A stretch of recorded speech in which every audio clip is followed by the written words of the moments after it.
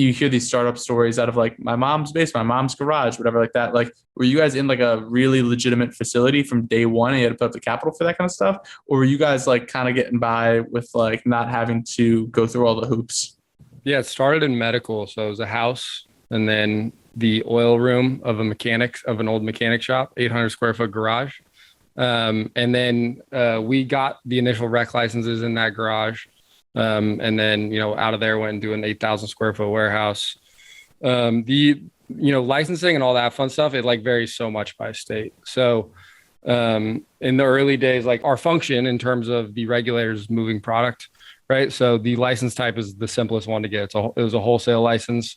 And it's like basically like you pay the license fee and have a pretty robust security system and you're in business. If you're doing like hydrocarbon processing, you have to have like, blast proof rooms and fire inspections and all this stuff. And to this day, we don't have any operations like that. We have cultivation, we have retail, we have all these things, but no like super serious, like super critical extraction, anything of that nature that requires much more rowdy permitting, et cetera.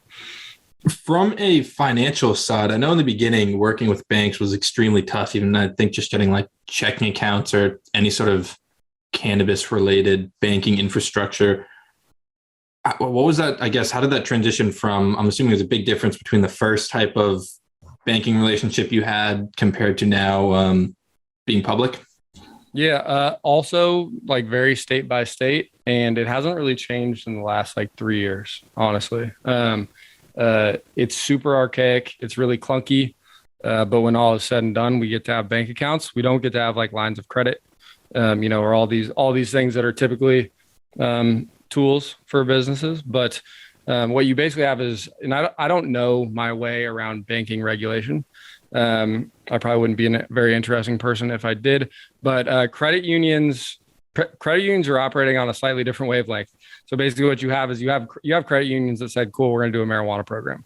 And I don't know, I don't know what goes into that for them, but you have this really, so like our core states are Oregon and California, and there are credit unions in both states that do this.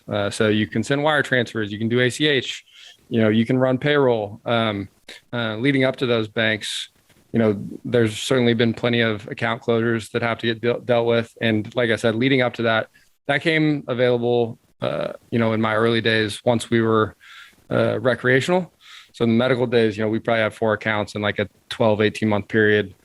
I'm like blackballed at B of A or US Bank. I can't remember which one. And like kind of all the usual, all the things you might imagine.